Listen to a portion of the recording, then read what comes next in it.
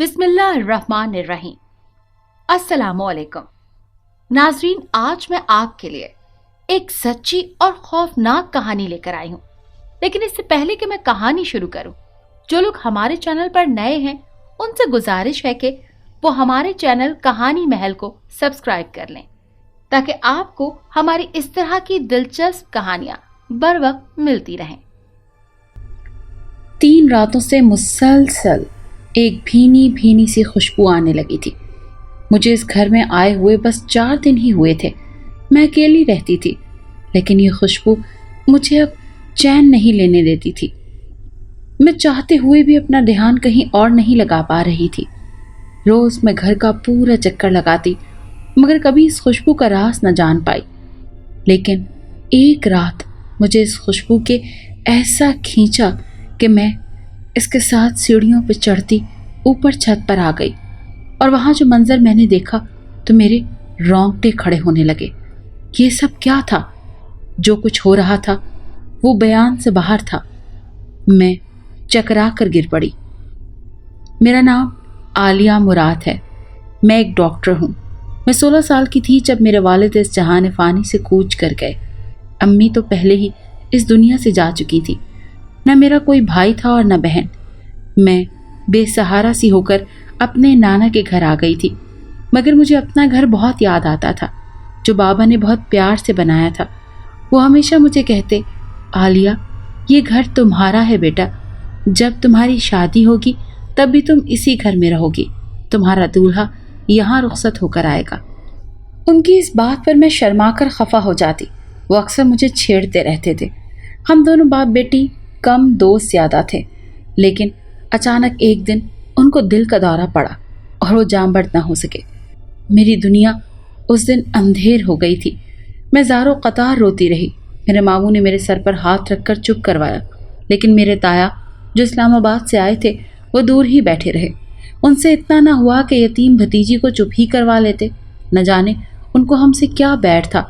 वो कभी बाबा की ज़िंदगी में भी उनसे मिलने नहीं आए थे।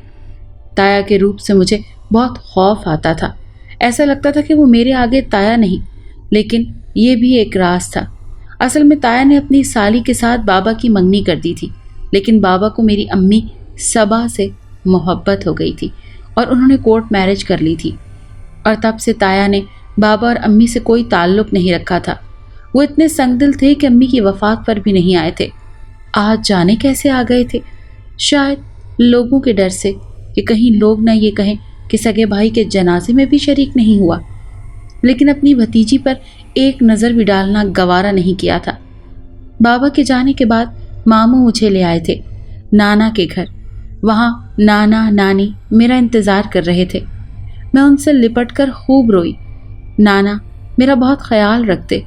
उनसे मुझे बाबा की खुशबू आती थी और उनसे मिलकर मुझे कुछ सुकून मिला था। बाबा के बिना दुनिया अधूरी सी लगती थी। मगर सच तो ये है कि कोई किसी के साथ मर नहीं जाता। हर किसी को अपनी ज़िंदगी जीनी पड़ती है। तो मैं भी बाबा का मकसद पूरा करना चाहती थी। वो मुझे डॉक्टर बनाना चाहते थे और मुझे मेहनत करनी थी। मैंने अपने बाबा का शहर तो छोड़ दिया, मगर मुझे अपना मकसद याद था। एक दिन डॉक्टर बनकर अपने बाबा के घर में ज़रूर जाना था। इसीलिए अब दिन रात अनथक मेहनत कर रही थी। बाबा को गए हुए 8 साल हो गए थे। मैंने उनको कभी खुद से दूर नहीं होने दिया। वक्त था कि रुकने का नाम नहीं ले रहा था और मुझे उनका ख्वाब पूरा करना था, और मैं उनका ख्वाब पूरा कर ही दिया। आजकल मैं हाउस जॉब कर रही हूँ। नाना नानी भी इस बीच मुझे छोड़कर जा चुके थे। वो दोनों ही काफ़ी ज़ईफ़ थे। पहले नाना, फिर 3 साल बाद नानी चली गई। मैं फिर से अकेली हो गई थी, मगर अब भी मामू ने मेरा बहुत ख्याल रखा था। नाना नानी के अकाउंट में कुछ रकम थी जो वो मेरे नाम छोड़ गए थे, जो मैंने अपनी तालीम में इस्तेमाल की थी। मैं मामू को तंग नहीं करना चाहती थी। उनके पास भी इतनी आमदनी ना थी कि वो मेरा खर्च उठा पाते। मुझे अपने घर की बहुत याद आती थी। एक दिन मैंने मामू से इजाज़त लेकर वहाँ पहुँच गई। मैं गेट खोलकर अंदर चली गई। घर की एक चाबी मेरे पास थी। मैंने लॉक खोला और अंदर चली गई। सब कुछ धूल से अटा हुआ था। मैं जैसे जैसे अंदर कदम बढ़ाती गई, मुझे बहुत ही अजीब सा एहसास होता गया। वहाँ ایک عجیب سی بات ہوئی۔ اچانک ایک ہوا کا جھونکا آیا اور مجھے سرگوشی کر گیا۔ عالیہ! میں نے چونک کر اس آواز کی سمت دیکھا تو وہاں کوئی نہیں تھا۔ میں کمرے کی طرف بڑھی تو پھر وہی آواز آئی، اوپر اوپر آ جاؤ عالیہ، چھت پر۔ وہ آواز بہت عجیب تھی۔ میں پلٹی اور باہر کی جانب بھاگی مگر دروازہ اچانک بند ہو گیا۔ میں سہم گئی۔ میں نے جلدی سے دروازہ کھولنا چاہا مگر وہ سختی سے بند تھا۔ کون ہے یہاں؟ پلیز مجھے جانے دو، میں کانپتی ہوئی آواز میں بولی مگر کوئی جواب ہی نہیں آیا۔ پھر اچانک ایسا لگا جیسے کسی نے مجھے پیچھے سے دھکا دیا ہو یا کوئی میرے اندر سے گزر کر باہر نکلا ہو۔ وہ انتہائی اذیت ناک لمحہ تھا۔ میں نے اپنے چہرے پر دونوں ہاتھ رکھ لیے اور تھر تھر کانپتے ہوئے آیت الکرسی کا ورد کرنے لگی، اور میں دروازے کے پاس نیچے بیٹھی رہی۔ خوف اور دہشت سے میرا برا حال تھا۔ میں رو رو کر تھک چکی تھی۔ میں بار بار دروازے کو چیک کرتی مگر وہ کھل ہی نہیں رہا تھا۔ تقریباً 1 گھنٹے بعد مجھے ایک زور کی آواز آئی جو سختی سے کسی کو کہا گیا، مت تنگ کرو اسے، جانے دو۔ وہ آواز بہت گرجدار تھی اور اس کے بعد جیسے بہت سے بچے کھلکھلاتے ہیں ایسی آوازیں آنا شروع ہو گئیں اور دروازہ کھل گیا۔ میں جلدی سے گرتی پڑتی وہاں سے بھاگ آئی۔ اس واقعے کے بعد میں 1 ماہ تک خوفزدہ رہی اور میں نے اس کا ذکر کسی سے بھی نہیں کیا۔ اب اس بات کو 2 سال گزر چکے ہیں اور مجھے اب وہ باتیں خواب سی لگتی ہیں۔ میں بالکل بھول گئی تھی کہ اس دن میرے ساتھ کیا ہوا تھا، اور اب مجھے اپنے گھر شفٹ ہونا تھا جو بابا میرے نام کر گئے تھے۔ مگر جیسے ہی میں وہاں جانے کی خواہش ظاہر کرتی تو معلوم پڑا کہ وہ گھر تو تایا نے اپنے قبضے میں کر رکھا ہے اور اس کے کاغذات اپنے پاس رکھ لیے ہیں۔ یہ سن کر میرے تو پیروں تلے سے زمین ہی نکل گئی۔ اب تو مجھے سکون نہیں آ رہا تھا۔ میں نے ماموں سے پوچھا کہ یہ سب کیسے ہو گیا آخر؟ تایا ایسے کیسے کر سکتے ہیں؟ ماموں بھی پریشان تھے۔ ان کو یہ بات پہلے سے پتا تھی مگر انہوں نے مجھے بتایا نہیں تاکہ میں اپنی تعلیم پر توجہ دے سکوں۔ لیکن اب مجھے روتا دیکھ کر وہ شرمندہ سے ہو گئے تھے۔ ماموں، اگر تایا وہ گھر بیچ دیتے تو میں کیا کرتی؟ میرے بابا کی یادیں ہیں اس میں، اور میں تو ہمیشہ سے وہاں جانا چاہتی تھی مگر اکیلے رہنا مشکل تھا۔ اب جب کہ میں اپنے پیروں پر کھڑی ہو گئی ہوں تو میں اپنے شہر اپنے گھر جانا چاہتی ہوں۔ ماموں نے وعدہ کیا کہ وہ مجھے میرا حق ضرور دلوائیں گے۔ بس اس دن کے بعد ہم نے تھانہ کچہری کا رستہ دیکھا تھا اور ہر ممکن کوشش کر لی تھی، مگر تایا کے پاس پیسہ بھی تھا اور سورس بھی۔ ان کا کہنا تھا کہ یہ گھر بابا نے اپنے پیسوں سے نہیں بلکہ ان کا آبائی مکان بیچ کر بنایا تھا، اور وہ ان سے اس قدر قرضہ لے چکے تھے کہ ان کے بدلے یہ گھر تایا کا ہو چکا تھا۔ مگر میرے پاس بھی ثبوت تھا، بابا کی وصیت جس میں صاف لکھا تھا یہ گھر میرے یعنی عالیہ کے نام ہے، اور مجھے اپنے سے علم تھا کہ یہ گھر بابا نے اپنی محنت سے بنایا تھا۔ وہ بہت اچھی پوسٹ پر فائز تھے اور یہ پلاٹ ان کو کمپنی کی طرف سے ملا تھا۔ باقی انہوں نے دن رات محنت کر کے اینٹ سے اینٹ جوڑی تھی۔ تایا کو ذرا خوف خدا نہ تھا، وہ میرے گھر کو ہتھیانا چاہتے تھے۔ 2 سال ہو گئے تھے ہمیں ان عدالتوں کے چکروں میں، لیکن میں بھی ہمت ہارنے والی نہیں تھی۔ اور ایک دن میری ملاقات عباس حیدر سے ہوئی جو کہ شہر کا جانا مانا وکیل تھا۔ وہ نوجوان وکیل آج تک کوئی کیس نہ ہارا، لیکن اس کی فیس بہت زیادہ تھی، مگر میں نے اسے ملنے کا فیصلہ کر لیا۔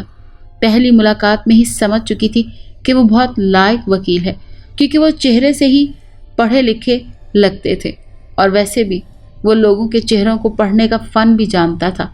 مجھے دیکھتے ہی اس نے کہا، مس عالیہ مراد، میں جانتا ہوں کہ آپ کے پاس اتنی رقم نہیں کہ میری فیس ادا کر سکیں، لیکن پھر بھی آپ آئی ہیں صرف مجھے جانچنے کے لیے کہ کیا میں کم رقم میں آپ کا کیس لوں گا۔ یہ کہتے ہی وہ مجھے مسکرا کر دیکھنے لگا۔ وہ کافی خوش شکل اور خوش لباس تھا، اور میں حیرت میں تھی کہ وہ کیسے میرے دل کی بات جان گیا۔ میں نے بنا سوچے سمجھے ہاں میں جواب دیا۔ جی عباس صاحب، آپ بالکل ٹھیک سمجھے۔ اب بتائیں کہ کیا آپ کم رقم میں میرا کیس لیں گے؟ میرے سوال پر وہ مسکراتے ہوئے بولا، میں آپ کا کیس فری میں لڑوں گا، اور فری میں کیوں لڑوں گا یہ بات میں آپ کو کل بتاؤں گا۔ وہ دلکش مسکراہٹ سے بتانے لگا تو میں کچھ الجھ سی گئی۔ لیکن دوسرے ہی دن وہ ایک خاتون کو ہمارے گھر لایا تھا۔ وہ خاتون اس کی والدہ تھی اور میرا رشتہ لے کر آئی تھی عباس حیدر کے لیے۔ میرا رشتہ؟ میں حیرت میں تھی جب ماموں نے مجھے کمرے میں آ کر بتایا، ہاں بیٹا، وہ بہت خوش نظر آ رہے تھے۔ مجھے تو یقین نہیں آ رہا کہ اتنا قابل آدمی مجھ سے شادی کرنا چاہتا ہے، لیکن اس نے بتایا کہ وہ مجھے 2 سال سے جانتا ہے اور اس نے کئی بار مجھے عدالت کے چکر کاٹتے دیکھا ہے، اور وہ مجھے دل ہی دل میں چاہنے لگا تھا۔ اسے ہمیشہ سے نڈر اور بہادر لڑکیاں پسند تھیں جو اپنے حق کے لیے آواز اٹھاتی ہیں، مگر اس کی مصروفیات اتنی تھیں کہ وہ میرے بارے میں معلومات نہ رکھ سکا، اور آپ خود ہی میرے پاس آ گئیں۔ تو اب اگر آپ مجھ سے شادی پر راضی ہیں تو پھر آپ کو فیس دینے کی کوئی ضرورت نہیں، کیونکہ اپنی بیگم سے کون فیس لیتا ہے؟ وہ ہنستے ہوئے بولا تو میں نے شرم سے سر جھکا لیا۔ اتنا پیارا جیون ساتھی ملا بڑی خوش قسمتی کی بات تھی، اور میں یہ موقع گنوانا نہیں چاہتی تھی، لیکن میں نے بھی اسے بتا دیا کہ اگر وہ گھر میرا ہوا تو میں آپ کی۔ میری بات پر وہ بہت خوش ہوا اور ہماری منگنی ہو گئی۔ 1 ماہ کے اندر ہی عباس نے اپنا وعدہ پورا کیا، اور واقعی میں آج کیس جیت گئی تھی۔ تایا کے سارے ثبوت جھوٹے تھے۔ میں خوشی کی انتہا پر تھی۔ میں نے وہ گھر صاف کروایا تھا اور جلد میں اپنے گھر میں شفٹ ہونے والی تھی۔ میری خوشی کا کوئی ٹھکانہ نہ تھا۔ آج صبح ہی میں آ گئی تھی اپنے بابا کے گھر میں۔ میں نے ایک ایک چیز کو محبت سے چھوا اور صاف کیا۔ اتنے سالوں سے وہ گھر بند تھا، سارا فرنیچر دھول سے اٹا ہوا تھا۔ میں نے 2 دن سے لگاتار گھر کو صاف کروایا، اب جا کر گھر چمکنے لگا تھا۔ میں یہاں آ کر بہت خوش تھی، لیکن مجھے اب پھر سے کچھ عجیب سا احساس ہونے لگا تھا۔ میں جب بھی کچن کی طرف جاتی وہاں سے عجیب سی آوازیں آنا شروع ہو جاتی، یہاں آؤ، وہی سرگوشی۔ کبھی اچانک سے کمرے کا دروازہ بند ہو جاتا تو کھلنے کا نام ہی نہ لیتا۔ 2 دنوں سے میں یہی بات نوٹ کر رہی تھی، میں سخت خوفزدہ ہو گئی تھی۔ پھر وہ آوازیں اور دروازے بند ہونا ختم ہو گیا۔ اب کچھ سکون تھا، لیکن اب ایک اور سلسلہ شروع ہو گیا تھا۔ 2 راتیں تو میں بہت تھکی ہوئی تھی، اسی لیے مجھے کچھ علم نہ ہوا، مگر تیسری رات جب میں سونے گئی تو مجھے پورے گھر میں ایک خوشبو محسوس ہوئی۔ وہ خوشبو اتنی مسحور کن تھی کہ میں سمجھ نہ پائی کہ یہ کس چیز کی خوشبو ہے۔ آج سے پہلے میں نے کبھی ایسی خوشبو نہیں سونگھی تھی۔ میں ہر کمرے میں جا کر دیکھ لیا، مگر خوشبو کہاں سے آ رہی ہے یہ سمجھ میں نہیں آ رہا تھا۔ آخر کار میں تھک ہار کر سو گئی، لیکن اب یہ سلسلہ چل نکلا تھا۔ ہر رات وہی خوشبو گھر میں پھیل جاتی، اور اس کا راز میں نہیں جان سکی۔ لیکن اب کچھ دنوں سے مجھے محسوس ہونے لگا تھا کہ میں چھت پر سے کچھ آوازیں آتی ہیں میرے، یا ہو سکتا ہے کہ یہ آوازیں ہر رات آتی ہوں، مگر میں نے آج محسوس کی تھی۔ مجھے کچھ عجیب سا لگ رہا تھا اور خوف بھی آنے لگا تھا۔ ایک رات ہمت کر کے میں آہستہ آہستہ سیڑھیاں چڑھتے ہوئے چھت پر آ گئی، اور وہاں جو دیکھا تو میرے ہوش اڑ گئے۔ میں جلدی سے بھاگتی ہوئی نیچے آ گئی اور کمرے کا دروازہ زور سے بند کر دیا۔ میری سانسیں چڑھی ہوئی تھیں اور جسم کانپنے لگا تھا۔ میں نے جو دیکھا وہ سب بہت انوکھا تھا۔ میری چھت پر رنگا رنگ قمقمے جل رہے تھے اور ہری جھنڈیاں سجی ہوئی تھیں۔ انتہائی اشتہا انگیز کھانوں کو کچھ بچے اڑتے ہوئے یہاں سے وہاں پہنچا رہے تھے، اور سامنے کچھ لوگ اپنی ہی دھن میں نعت خوانی میں مصروف تھے۔ ان کی آواز کا جادو ایسا تھا کہ بندہ سنے تو بس سنتا ہی رہ جائے، اور خوشبو جو اتنے دنوں سے آ رہی تھی وہ یہیں سے آ رہی تھی۔ میں نے آج سے پہلے یہ سب نہیں دیکھا تھا۔ میں بہت خوفزدہ ہو گئی۔ یا میرے اللہ، یہ سب کیا تھا؟ میں جلدی سے اپنے بستر پر آ گئی، مگر مجھے نیند کہاں آنی تھی۔ بس کمبل میں سر چھپا کر آیت الکرسی کا ورد کرتی رہی۔ فجر کی نماز پڑھ کر کچھ دیر لیٹی تو آنکھ لگی، لیکن جب میں دوپہر کو اٹھی تو مجھے کچھ یاد نہ تھا۔ اب روز ایسا ہی ہونے لگا۔ آدھی رات کو ہی مجھے وہ خوشبو اپنی طرف کھینچنے لگتی اور میں سیڑھیاں چڑھتی ہوئی اوپر پہنچ جاتی۔ وہاں میں اس عجیب و غریب مخلوق کے ساتھ بیٹھ کر محفل میرات میں شریک ہوتی، جہاں نہ جانے کہاں کہاں سے لوگ آ کر اپنی مرادیں مانگتے تھے۔ ایک عجیب سا کیف و سرور کا عالم ہوتا تھا وہاں۔ حسین پریوں جیسی لڑکیاں یہاں سے وہاں پھرتی، سب کو ایک خاص مشروب پیش کرتی جو انتہائی لذیذ ہوتا۔ فجر سے کچھ پہلے وہ محفل تمام ہوتی اور میں نہ جانے کس طرح اپنے بستر میں پہنچ جاتی۔ مجھے اب تک علم نہ ہو پایا تھا کہ یہ سب کیا تھا اور وہ کون لوگ تھے، کیونکہ انسان تو ہرگز نہیں تھے۔ مگر وہ تھے کیا، میں یہ نہیں جان پائی، کیونکہ جب میں نیند سے اٹھتی تو مجھے کچھ یاد ہی نہیں ہوتا۔ انہی دنوں عباس نے شادی کا شور مچا دیا اور ہم دونوں شادی کی تیاریوں میں لگ گئے۔ میں زیادہ فیشن کی دلدادہ نہ تھی اور نہ ہی مجھے دکھاوا پسند تھا، اسی لیے میں نے بس کچھ ضروری سامان خریدا تھا اور باقی عباس نے سارا ارینجمنٹ کر دیا تھا۔ میں نے پہلے ہی عباس کو کہہ دیا تھا کہ بابا کی خواہش کے مطابق میرا دولہا اس گھر میں رخصت ہو کر آئے گا۔ یہ سن کر وہ بہت ہنسا تھا، لیکن وہ مجھ سے اتنی محبت کرتا تھا کہ میری بات نہ ٹال سکا، ورنہ اس کا اپنا گھر تو بہت عالیشان تھا۔ کچھ ہی دنوں میں ہماری شادی ہو گئی۔ ہم بہت خوش تھے ایک دوسرے کو پا کر۔ 1 ماہ تک ہم یورپ گھومتے رہے، پھر جب فرصت کا وقت ختم ہوا تو ہم دونوں ہی اپنے اپنے کام پر لگ گئے۔ میں اور عباس سویرے کام پر نکل جاتے اور شام کو واپس آتے۔ اب میں رات کو وہ خوشبو محسوس نہیں کر پاتی تھی، نہ ہی مجھے کچھ یاد آتا تھا۔ میں اپنی زندگی میں مگن ہو گئی تھی۔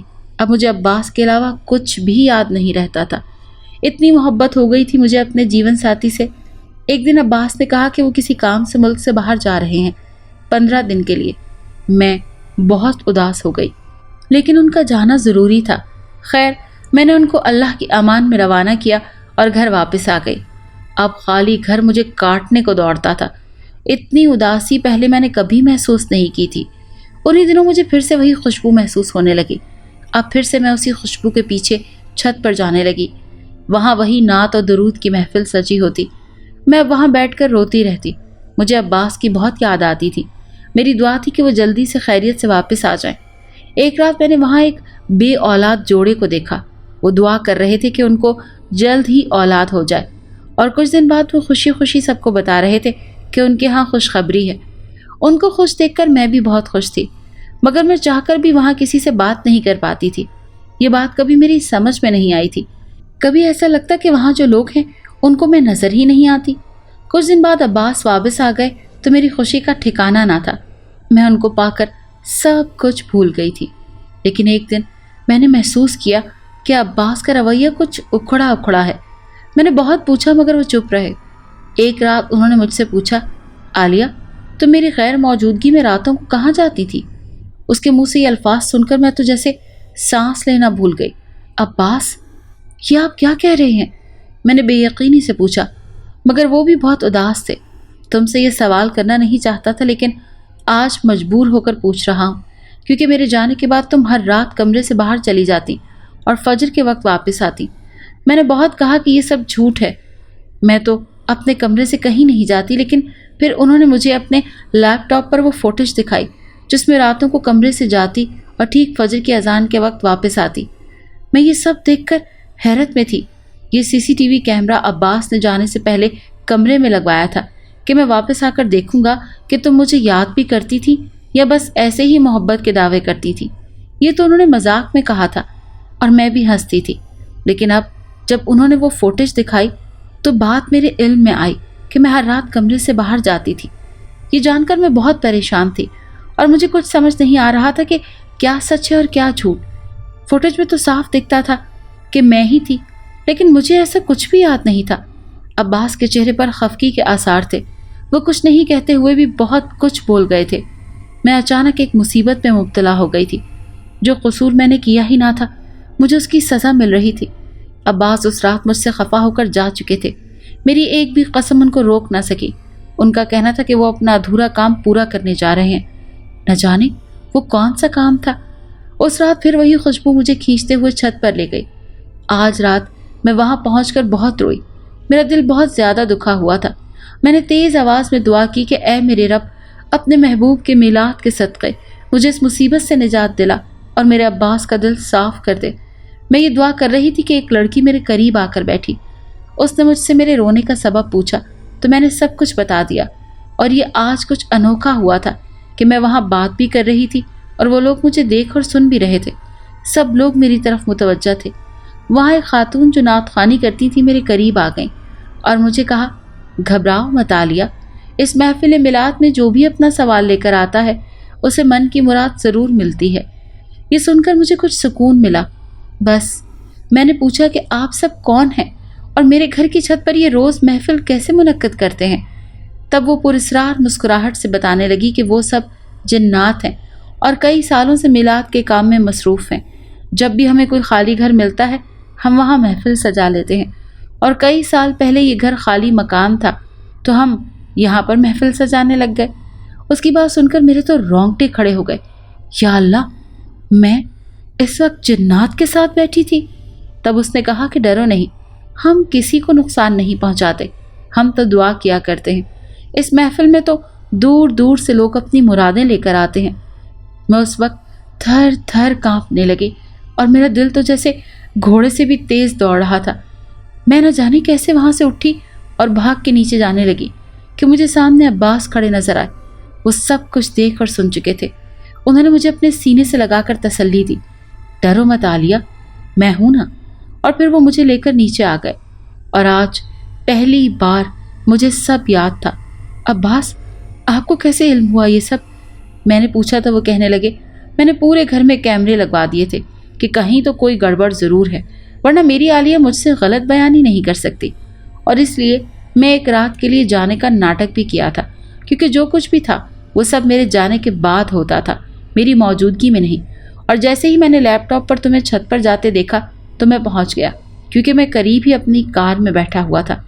ان کی بات سن کر میں رو پڑی۔ اب تو آپ سچ جان چکے ہیں نا، مجھے چھوڑ کر تو نہیں جائیں گے نا؟ عباس نے مسکرا کر کہا کہ وہ کبھی مجھ سے دور نہیں رہ سکتے۔ اب ہم دونوں یہ راز جان چکے تھے اور اب ہمیں کوئی خوف نہ تھا، کیونکہ وہ جنات تو مخلوق کی خدمت میں مصروف تھے۔ میں نے میلاد میں دعا کی تھی کہ عباس کا دل صاف ہو جائے، اور وہ دعا اتنی جلدی قبول ہو گئی۔ اب ہم دونوں نے اپنی چھت محفل میلاد کے لیے وقف کر دی تھی۔ میں نے ان سب جنات کا شکریہ ادا کیا اور ان کو کہا کہ اب آپ کو یہاں سے جانے کی ضرورت نہیں، اب آپ یہیں ہمیشہ میلاد کرنا۔ جس پر وہ کہنے لگے کہ یہ ممکن نہیں ہے، کیونکہ جو ہمارا راز جان جاتے ہیں ان کے پاس ہم زیادہ دیر تک نہیں رہ پاتے، یہ ہمارا اصول ہے۔ یہ سن کر مجھے بہت افسوس ہوا کہ اب وہ یہاں سے چلے جائیں گے، مگر جس طرح ہر کسی کو کہیں نہ کہیں جانا ہوتا ہے، اسی طرح ان کو بھی جانا تھا۔ لیکن فی الحال تو وہ ابھی تک ہماری چھت پر محفل میلاد سجاتے ہیں، اور میں ان سب کے لیے بہت دعا کرتی ہوں۔ انہوں نے ایک نیک کام شروع کیا تھا کئی صدیوں پہلے، اور وہ اب تک جاری و ساری ہے۔ آج میرے گھر تو کل کسی اور گھر کو یہ شرف۔ اگر آپ کو یہ کہانی اچھی لگی ہے تو اسے لائک کیجیے اور ہمارے چینل کہانی محل کو سبسکرائب کیجیے۔ اور ہاں، اگر آپ کے کسی دوست، رشتہ دار یا بہن کے ساتھ خدا نخواستہ اس طرح کا کوئی بھی واقعہ پیش آیا ہے تو ہمیں کامنٹ سیکشن میں اس کے بارے میں ضرور بتائیے۔